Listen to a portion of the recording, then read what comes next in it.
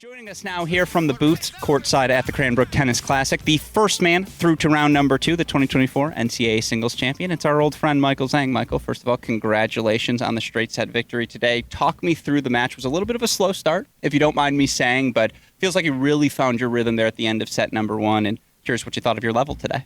Yeah, thanks for having me on, Alex. Obviously I knew Rodrigo from juniors, and obviously quality players had a good year on the Pro Tour. I just came out a little bit nervous, I would say. Wasn't really getting my footing, and then, once I actually saved those 2-set points, got that hold, and then broke him, I think I loosened up a little bit from there, and then just started playing a little more free, and then, my shots were going in. So I thought I played a really solid match today. No, I thought the forehand in particular, once you found it, you really found it and started to get more aggressive in set number 2. And, just making that transition more broadly from a season of college tennis to the sporadic nature of the pros. How difficult is it to find your rhythm each week? Do you feel like you're playing pretty well here this summer? Yeah, I have to give credit to, Howie and our coaching staff at Columbia for, preparing me. They always want, we have a famous saying called, we want things to go wrong. So, once you're prepared for the worst and you play well like today, then, obviously it's a great day, but you're always preparing for the worst. And I think on the Pro Tour, pretty much 90-80% of the matches, you're not going to play your best tennis, and you always feel uncomfortable. You're playing quality players every week, so just that level of preparation, I think, has helped me a lot this summer. No, and obviously you made quarterfinals carry. You did play that wild card event, which I'm sure messed up the schedule a little bit on your side, but I feel like it's been a relatively calm summer, maybe perhaps considered what you could have pursued. What's led to your schedule choices here? How busy will the rest of this summer be? Yeah, I think just that, I had a good start the first tournament of the summer. I finaled in Little Rock. I think that kind of changed things, and I lost a tough, it was kind of a short turnaround. I lost to Dostanic again in Tyler, and of course it was the wild card playoff there.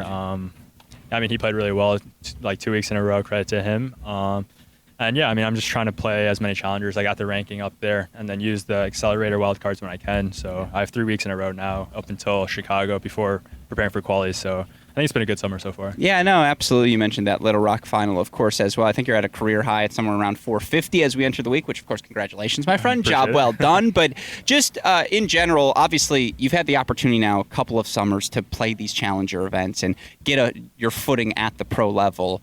Is it more comfortable here in summer number 2? Do you feel more prepared for, again, that sort of tournament-to-tournament grind than perhaps you did last summer? Yeah, I would say for sure. And, credit again to, that was our staff at Columbia, Coach Sheehan, our strength coach at Columbia. That was one of the big goals coming into the year, just to get stronger physically, to maintain that level of physicality that, everyone here on the Pro Tour, Challenger Tour has week in, week out. And it's been going well so far, I think. So the fitness has been there, and I hope to, sustain that level throughout this tournament. Is it more burden or blessing when you see guys like Steph repeatedly, Spiz, of course, and all these familiar faces on this American challenger circuit grind? Does that bring comfort, as you get prepared for the matches, or does it make things trickier? I think it just, gives you some motivation and gives you a little bit of a push. When you see guys like Tarva doing really well at Wimbledon, having good runs, you see Elliott doing well throughout the summer, and, these are guys that you played close, had really close matches, had some chance against, and when they're doing well, it gives you confidence and that little bit of motivation to, show, I can do that too. Yeah. How helpful is it to have guys like Nick Kotzen wildcard into the main draw here this week? You're playing with your old teammate Theo Winiger this week as well. What led to that Theo pairing, by the way? Who sent the text first? It was kind of unexpected. We were trying to, we thought they gave the wildcards out. We didn't really apply, and it was just, we were going to try to see if we can get one in Chicago or Lexington in the coming weeks. And I think one of the pairings pulled out or something. I don't know exactly what happened, but we got it last second. I was practicing, got the call, and it's really good to have these guys here.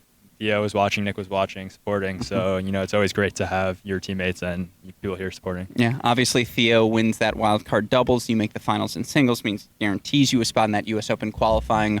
What did you think of that event now, a couple months with the retrospect to look back upon it? Did you like that format? I know, obviously, you were the NCAA singles champion. In the past, it would have meant a guaranteed main draw wildcard. Just how did you react to all of it, the event itself? What did you think? Obviously, after winning NCAAs, it's kind of like, it sucks a little bit. Sure. This is the year that I won. I made finals last year. Why didn't they do that last year? But at the same time, nothing I can do at that point. So it's all right for me.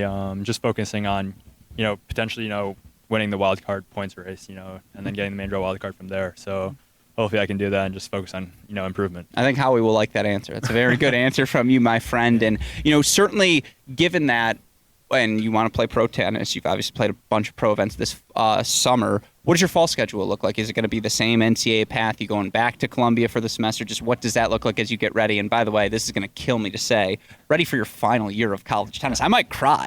Yeah.